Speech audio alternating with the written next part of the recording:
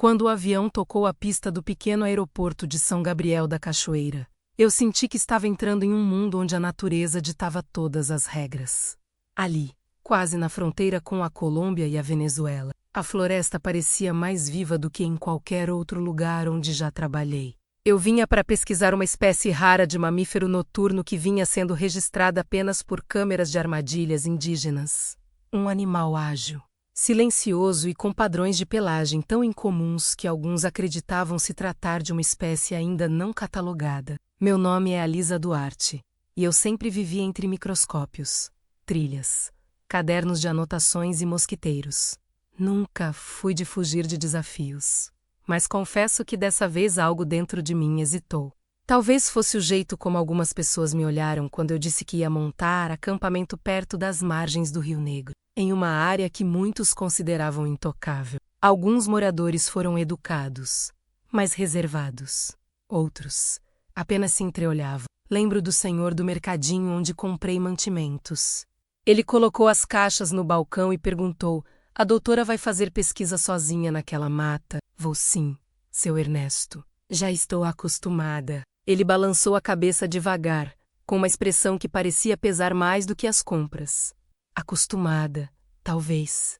Mas essa mata que não se acostuma com ninguém, fingi não me abalar. Montei acampamento no final da tarde, perto de uma clareira natural que dava vista para o rio. A paisagem era tão bonita que parecia foto de cartão postal. Água escura e espelhada, árvores enormes clareando sobre as margens e um silêncio profundo, quebrado apenas por pássaros noturnos e rãs que começavam a cantar. No meu primeiro amanhecer ali, encontrei pistas do animal que eu buscava, marcas leves na lama, restos de frutos roídos e um padrão de arranhões numa árvore que eu nunca tinha visto antes. Eu me empolguei. A sensação de uma possível nova espécie é como um chamado, uma mistura de adrenalina, curiosidade e propósito. Mas foi no segundo dia que percebi que não estava sozinha. Eu caminhava pela floresta, quando ouvi passos firmes atrás de mim. Não eram de animal. Animais pesam o passo. Afundam o solo diferente. E não costumam quebrar galhos desse jeito. Parei, os passos também pararam. Meu coração bateu mais rápido. "Tem alguém aí?" Perguntei. Silêncio. Segundos depois, uma sombra se mexeu entre as árvores. E então ele apareceu. Um homem alto, corpo forte, roupas camufladas, a barba escura, o olhar firme de quem vive mais na mata do que fora dela. Ele carregava uma espingarda com naturalidade, como se fosse extensão do próprio braço. "Você não devia estar tão fundo assim." Ele disse. "Quem é você?" Perguntei, ainda com a mão no peito. "Caçador." Apontou para a espingarda. "E você?" "Bióloga. Estou estudando um animal que só aparece à noite." Ele arqueou a sobrancelha. Então escolheu o pior lugar possível. O tom dele não era ameaça, era aviso. "Por quê?" Perguntei. "Porque não é só bicho que anda por aqui, doutora." Eu soltei uma risada nervosa. "O senhor fala como se estivesse me assustando de propósito." Ele não riu. "Não estou assustando, estou avisando. Tem uma coisa grande caçando nessa mata." Meu corpo gelou. "Uma onça." "Onça não anda em duas pernas quando está com fome." Eu travei. "O que está querendo dizer?" Ele respirou fundo, olhando pela floresta como se algo pudesse nos observar a qualquer momento. "Eu estou atrás de uma fera. Um bicho que grita como gente, corre como lobo e rasga como faca. Já deixou rastro na beira do rio e não é lenda. Isso parece história de lobisomem." Falei tentando quebrar o clima. Ele apenas encarou. Nenhum sorriso, pois é assim mesmo que o povo chama. "E, se você ficar mais uns dias aqui, vai ver que o povo não fala por falar." Aquela conversa me deixou inquieta. O vento mudou. A floresta ficou estranhamente silenciosa. Passarinhos se calaram. Até o rio parecia ter diminuído o som da correnteza. Ele então apontou para a trilha atrás de mim. "Vem, vou te levar para uma área mais segura." "Eu sei me virar", retruquei, orgulhosa. "Sabe," ele olhou para minhas botas sujas de lama. "Mas essa coisa aí, ela não está caçando comida, está caçando território. E qualquer um que entrar no caminho dela." Ele não completou a frase. Não precisava. Caminhamos juntos até o acampamento. O sol começava a se pôr, pintando o céu de laranja e rosa. A floresta adquiriu aquele cheiro denso de noite chegando. E então aconteceu. Enquanto conversávamos sobre fauna local, ouvimos um grito vindo da mata. Não era de animal, não era humano. Era algo no meio, algo que parecia ferido e furioso ao mesmo tempo. Eu senti meu coração descer até o estômago. Caio ergueu a espingarda e me puxou para trás instintivamente. Entrou no território dele, murmurou. E ele sabe que tem gente nova aqui. A mata ficou completamente silenciosa depois do grito. Silêncio absoluto, silêncio morto. E foi aí que percebi que eu tinha acabado de entrar numa história maior do que qualquer pesquisa que eu fiz na vida. Uma história onde a ciência não explicava tudo. E onde a floresta, tão antiga quanto o mundo, guardava criaturas que nunca estiveram em livros.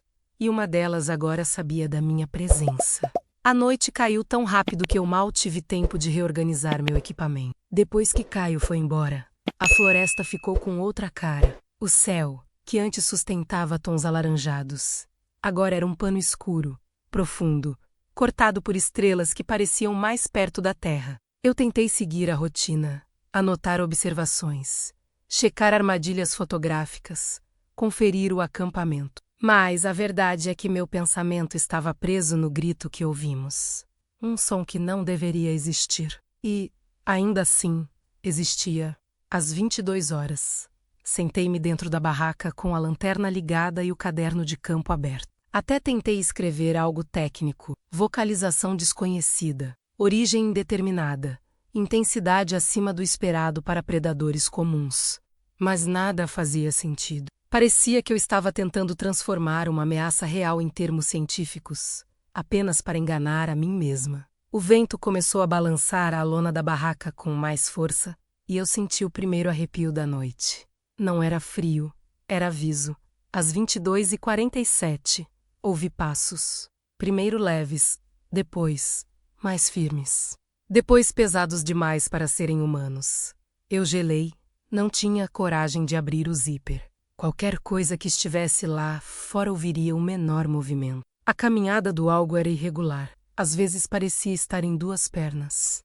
Às vezes, em 4. Era como se arrastasse peso, como se carregasse o corpo do jeito errado, ou do jeito que queria. A respiração dele era isso molhada, que mais me apavorava. Como se o ar passasse pesada, por uma garganta alta, muito maior que a de um animal comum.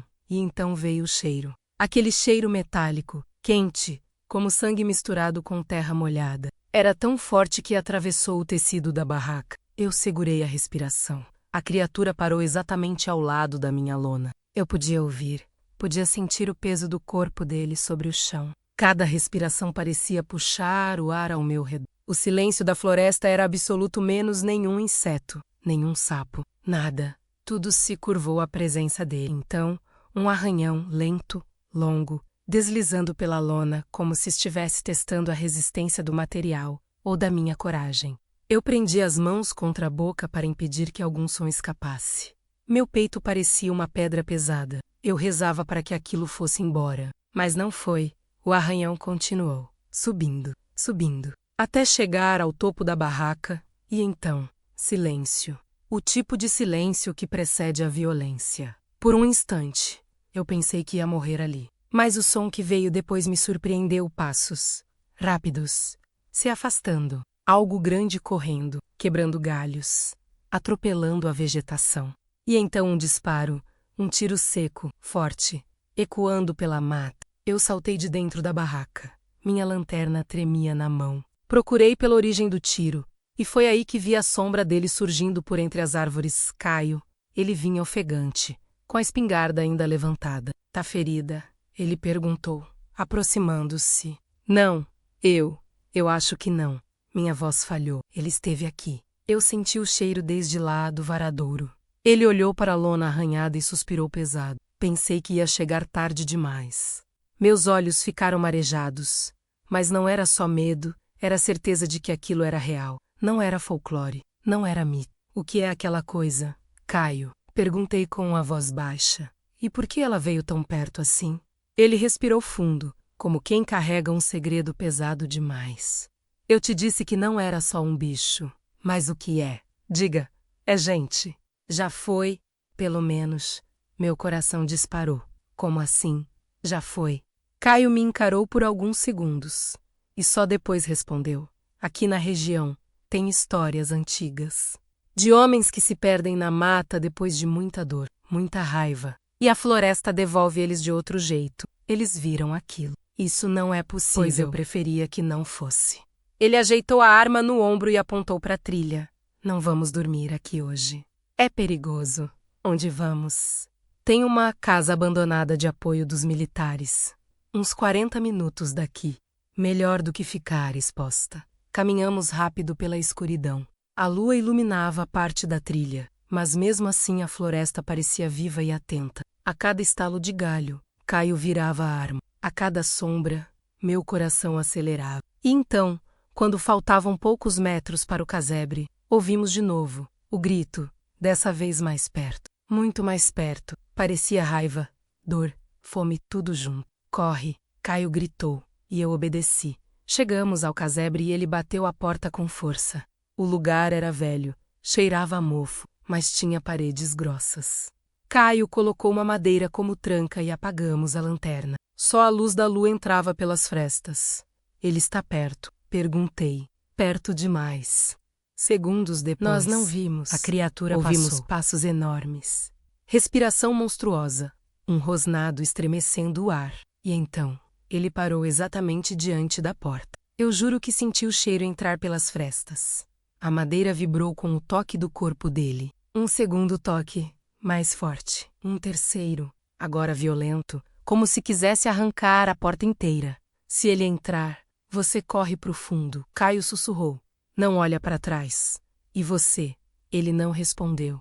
A criatura golpeou a porta de novo. Depois, rosnou. Um rosnado tão profundo que eu senti no peito. Parecia que a casa inteira ia ruir. Outro golpe. Outro. As paredes vibraram. E então, silêncio.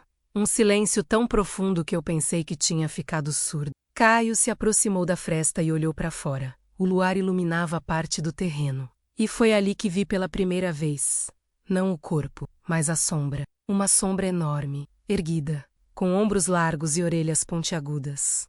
Algo que se movia como homem, mas não era mais homem. A criatura olhou diretamente na direção da fresta. E eu tive a certeza absoluta, pela primeira vez na vida, de que estava sendo caçada. Aquela sombra parada diante da porta parecia maior do que qualquer criatura natural da floresta. O ar dentro do casebre ficou tão pesado que respirar se tornou quase um esforço. Caio manteve um olho na fresta e eu conseguia ver o maxilar dele tensionado, como se tentasse controlar não apenas o medo, mas algo ainda maior dentro dele. A criatura permaneceu ali, imóvel. Só a respiração denunciava sua presença menos um som grave, que vibrava nas paredes, na minha pele e no chão irregular. Eu sentia cada exalação como um aviso. Eu sei que vocês estão aí.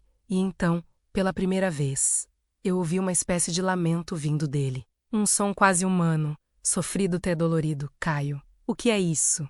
Sussurrei. Ele não respondeu. Você sabe quem é isso? Insisti. Ele respirou fundo, como quem precisasse de coragem para dizer algo que guardou por anos. Eu conheço o rastro. Conheço o cheiro. Conheço a dor que ele carrega. Como você sabe disso tudo? Ele me olhou com aquele olhar escuro, profundo, como quem carrega um passado inteiro nas costas. Porque eu já corri desse bicho antes. Eu engoli seco. Então você. Eu sobrevivi. Só isso. Do lado de fora. A criatura deu um passo para trás, como se estivesse recuando. O luar iluminou mais da silhueta dele. Vi braços longos demais, ombros desproporcionais, uma cabeça mais alongada, e o reflexo de olhos que brilhavam num tom dourado amarelado. Mas o que me arrepiou não foi a aparência. Foi o jeito como ele nos observava, como se buscasse algo, ou alguém, de repente. Caio se levantou devagar, tirou o travessão da porta e ergueu a espingarda. O que você está fazendo? Perguntei, minha voz tremendo. Se a gente ficar aqui, ele derruba a porta. Se eu sair, ele segue a mim e não a você. Não, você não pode. Mas ele já tinha tomado a decisão. Caio abriu a porta de um único movimento e saiu como se enfrentasse um destino que já o esperava há muito tempo. Eu só tive tempo de ver a criatura virar o rosto na direção dele, mostrando metade de seus traços retorcidos pela lua. E então o choque dos dois rompeu o silêncio da floresta. A criatura avançou com velocidade aterrorizante, e Caio rolou para o lado, disparando um tiro que iluminou a noite por um segundo. O som ecoou entre as árvores. O monstro rugiu, um rugido tão alto que as folhas ao nosso redor tremeram. Eu saí da casa e me escondi atrás de um tronco caído. De lá, vi a luta. Mas chamar aquilo de luta talvez fosse injusto. Era um duelo entre duas forças primitivas. A criatura atacava como um animal selvagem, mas também parecia hesitar menos, como se conhecesse Caio. Como se algo dentro dela ainda lutasse contra a própria monstruosidade. Caio, por outro lado, se movia com a precisão de quem já treinou, já fugiu e já enfrentou algo assim antes. Ele parecia saber exatamente o ângulo, o tempo, a distância. E foi aí que percebi, não era só experiência, não era só coragem, era familiaridade. A criatura investiu com força total e arremessou Caio contra uma árvore. O impacto foi tão forte que eu ouvi o ar sair do pulmão dele num único gemido doloroso. Não, gritei, instintivamente. O monstro virou o rosto para mim. Foi nessa hora que a lua saiu completamente de trás das nuvens. Iluminando a criatura por inteiro, eu vi o rosto dele. E o sangue gelou nas minhas veias. Aquele olhar, aquela expressão, aquela sombra humana por trás da fera. Caio, murmurei, sem querer acreditar. Eles se conhecem. Caio tossiu, apoiando-se na árvore para tentar ficar de pé.